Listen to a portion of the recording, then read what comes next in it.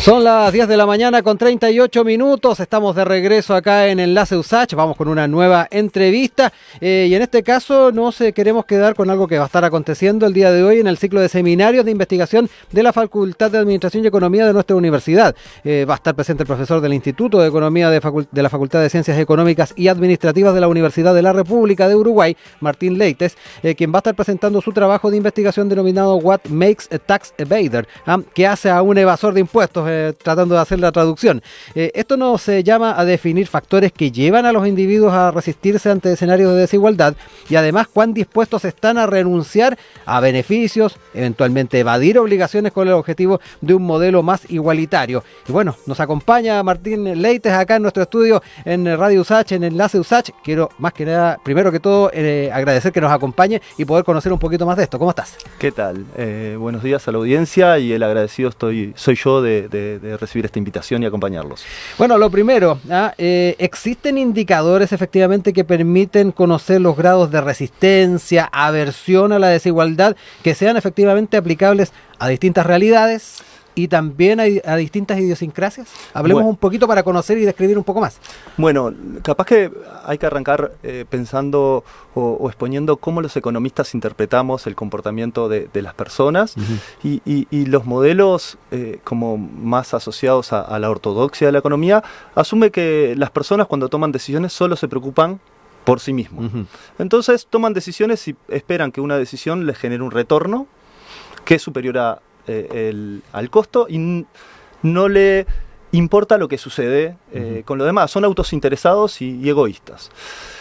Sin embargo, ya hace unos años, distintas vertientes de la literatura económica, de la economía comportamental, que mira las preferencias sociales, empezó a aportar mucha evidencia que las personas, cuando toman decisiones, no solo se preocupan por sí mismos, sino que se preocupan por los demás. Se preocupan por el bienestar de los demás por distintas razones. Y en ese contexto cobra relevancia que algunas personas no toleran desigualdades extremas. Tampoco toleran que exista pobrezas extremas. A veces esa menor tolerancia por la desigualdad está fundada en las nociones de justicia que están detrás del comportamiento de los individuos y a veces también en nociones o en preocupaciones de autointerés. Por ejemplo, si una persona piensa que una distribución más igualitaria favorece que se produzcan más bienes públicos, yo puedo acompañar la reducción de la desigualdad porque es buena para la sociedad por razones de justicia, pero también porque eso va a tener un retorno para mí. Entonces, ha despertado creciente interés en la economía tratar de comprender qué tan tolerantes o intolerantes somos a la desigualdad, que ahí hay muchos estudios con distintas estrategias que tratan de aportar evidencia sobre eso, demuestran que hay diferencias entre países y también tratar de entender por qué las personas tienen distinta tolerancia a la desigualdad. Un factor donde se puede tal vez constatar estos elementos tiene que ver, por ejemplo, con los impuestos, la forma en que se establecen las bases impositivas en un país X. Bueno, esto también, si uno hace como un paralelismo que es muy parecido a lo que recién decía, como los modelos iniciales, los modelos canónicos que trataban de explicar la evasión, el comportamiento, digamos, de hacerle trampa al sistema impositivo, planteaba de que las personas cuando tomaban esa decisión básicamente se fijaban en sus incentivos económicos, es decir, la ventaja o los beneficios pecuniarios que podría tener el evadir. Eso que implicaba, cada persona lo que miraba es cuánto gano por no evadir, por evadir, disculpen, y el riesgo que asume cuando evado, porque eso me genera un costo, porque si me encuentran, me van a cobrar una multa o voy a caer en las buenas de la ley.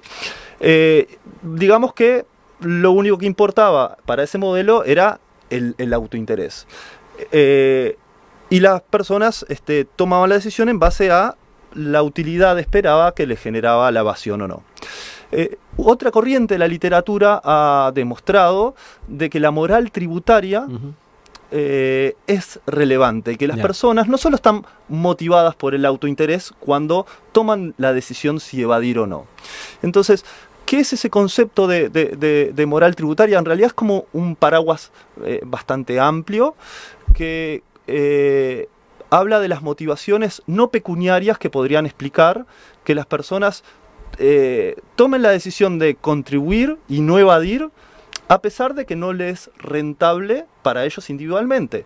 ¿Por qué podría suceder eso? Y bueno, porque perciben de que contribuir a través del pago de impuestos podría llevar a una mejor provisión de bienes públicos o atacar algunos problemas del bienestar agregado, como son los problemas medioambientales, o tratar de compensar algunas desventajas que surgen de la desigualdad de oportunidades con que nacen los más jóvenes. Entonces, ahí la motivación por pagar impuestos está asociada a esta idea de moral tributaria. Sí, oye, importante el término de moral tributaria que traes a colación, porque también es importante, y no sé si se ha hecho la bajada de esa información, si el grado de aceptación de esta moral o de poder desarrollarla también cambia dependiendo del tipo de contribuyente. ¿Qué pasa con los grandes contribuyentes? Donde en varios países de nuestro continente nos encontramos con ciertas reticencias y cuando hay cambios en la estructura tributaria empiezan a saltar las alarmas. Bueno, eso es un desafío porque es bastante difícil relevar información sobre la moral tributaria a nivel de las personas. Sí. Lo que tenemos es bastante información a nivel de las encuestas, y uno puede ver que los países de América Latina hay cierta diversidad en cuán justificable es para las personas evadir o no. Es más dificultoso identificar el comportamiento tributario de los grandes, de las personas que tienen altos ingresos, básicamente porque no entran en esas encuestas y porque es más difícil identificar su comportamiento, ¿verdad?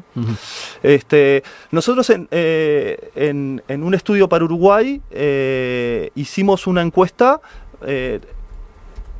que se concentró en uno de los impuestos que tiene el Uruguay, que es un impuesto a los ingresos de las rentas del trabajo, que no grava el capital, y que paga alrededor del 34% de los trabajadores con ingresos formales, lo cual significa que engloba a las personas de mayores ingresos laborales en Uruguay. Ahí está el top 1% de mayores ingresos laborales, pero lo único que vemos es el comportamiento tributario en relación a las rentas del trabajo. No vemos rentas del capital porque para eso lamentablemente no tenemos información. Y ahí lo que apreciamos es que entre estos contribuyentes tienen distintas nociones sobre este paraguas de lo que es la moral tributaria, ¿verdad? Sí. Algunos tienen diferencias acerca de cuán eficiente ven el Estado, cuán grave es la desigualdad, qué tan progresivo debería ser el sistema impositivo. Y también es interesante de que tienen distintas nociones acerca de cuál es la propensión que tienen el resto de los trabajadores o las firmas a evadir. Y un resultado interesante que encontramos y que está asociado a este tema de la moral tributaria, de que una de las variables que ayuda a explicar el comportamiento de evasión de estos trabajadores, con los indicadores que tenemos, que tienen algunos desafíos técnicos que prefiero no andar ahora, es que cuando las personas creen que la mayoría de las empresas evaden o que la mayoría de los trabajadores evaden, ellos también asumen un comportamiento real que está asociado con la evasión. Entonces, eso es un resultado importante. Y el otro resultado importante es que cuando un trabajador trabaja en una firma que otros trabajadores también evaden, o trabajó en firmas que en el pasado otros trabajadores evadían, eso también está asociado con la evasión. Esto, digamos que está de acuerdo con cómo la influencia del entorno y del contexto y de los grupos sociales moldean algunos comportamientos y podrían explicar una parte del comportamiento tributario. ¿Sí? Quiero también irme un poco en la línea de lo que son estos parámetros para efectivamente ir haciendo el análisis de la aversión a la desigualdad de Martín. Conocer un poco lo que es la realidad del Uruguay, lo que han podido desarrollar, que han constatado en ese ámbito y además ir proyectando lo que es el trabajo que se va a estar desarrollando ya en Chile. Hay un Fondesit que se adjudicó a la académica de la Facultad de Administración y Economía de nuestra universidad, Alejandra Vázquez, que va a permitir la interacción entre las preferencias individuales y sociales para analizar entonces los grados y los determinantes socioeconómicos de la aversión a la desigualdad. Pongámonos en estos escenarios, lo que ustedes ya han constatado en Uruguay y efectivamente cómo las realidades de un país como Chile también pueden ir variando estos marcos. Tal cual. Lo primero es comentarles de que nosotros comenzamos a desarrollar esta agenda de investigación en Uruguay y fue en ese marco que recibimos la gentil invitación de Alejandra para colaborar en esta propuesta, y nos parece que participar y construir una comunidad académica amplia ayuda a entender mejor estos temas. Entonces es en ese marco que tengo la suerte de estar hoy aquí y visitando Santiago. En ese estudio para Uruguay, lo primero que tratamos de hacer es medir este parámetro que lo llamamos de aversión a la desigualdad. Si lo quisiéramos definir de otra manera más intuitiva, es qué tan tolerantes somos las personas a que exista desigualdad. Una manera de medir eso es preguntarles directamente, ¿a ti te disgusta la desigualdad? Y lo que encontramos es que una mayoría de las personas dicen, a mí me disgusta la desigualdad y me gustaría reducir la brecha entre los altos ingresos y los bajos ingresos. Un problema que tiene eso es que podría ser acusado de charla barata, no sé si se utiliza ese término, en el sentido de que como nadie asume ningún costo y puede ser mal visto decir, no, hay que mantener las desigualdades, de esta manera puede tener esa medida problemas de medición, errores de medición. Entonces se han utilizado otras estrategias basadas en experimentos donde tratamos de aprender qué tan tolerantes son las personas a la desigualdad a partir de un conjunto de juegos sobre elecciones hipotéticas. ¿Vale? Y lo que hicimos en Uruguay en ese marco fue pedirle a una muestra de participantes, que en este caso eran estudiantes de la Facultad de Ciencias Económicas y de Administración, que en sí, como es una universidad gratuita, el perfil es bastante heterogéneo de quienes asisten a la universidad. No puedo decir que los resultados son representativos del Uruguay, pero es un perfil bastante heterogéneo. Y lo que pedimos es que tomaran decisiones donde de alguna manera tenían que sacrificar ingreso propio en esos escenarios hipotéticos para vivir en sociedades que hubiera menor desigualdad. Entonces, cuando los hicimos jugar a esta muestra, encontramos que una mayoría de los participantes son adversos a la desigualdad. Es decir, están dispuestos a sacrificar su ingreso propio, de acuerdo a esta metodología, para que exista una menor desigualdad. Eso no implica que todos estén igual de dispuestos. Y de hecho, un porcentaje en torno al 30%, que podría ser del 35% dependiendo del criterio, en realidad o es neutro, es decir, no le importa la desigualdad, o incluso le gusta la desigualdad. Y uno dice, ¿por qué le podría gustar la desigualdad? Bueno, tratamos de entender, y lo que está detrás de estas respuestas es que perciben que la desigualdad es un motor para generar incentivos y perciben que la distribución del mercado es la justa. Y por lo tanto es lo que explica, o podría explicar, interpretamos nosotros, que ese 30% diga que la desigualdad no es un problema. Pero para la mayoría, que es en el entorno del 65 al 70%, plantea que la desigualdad es un problema, y plantea, incluso cerca del 30%, plantea que están dispuestos a reducir mucho de sus ingresos para reducir la desigualdad. O sea, hay cierta apertura a la solidaridad en X situación. Es decir, una mayoría estaría dispuesto a pagar la desigualdad. La pregunta es ¿por qué? Y ahí encontramos como distintas respuestas. Algunos plantean que la desigualdad es un problema porque genera desiguales oportunidades y habría que corregirlas. Y entonces eso es parte de la motivación. Hay otros que encontramos que plantean que la desigualdad erosiona la posibilidad de financiar bienes públicos como la educación o los problemas medioambientales, entonces también justifican reducir la desigualdad. Y hay otros que plantean que la desigualdad es mala per se. y plantean de que un modelo de bienestar de esa sociedad sería mejor si las desigualdades fueran menores.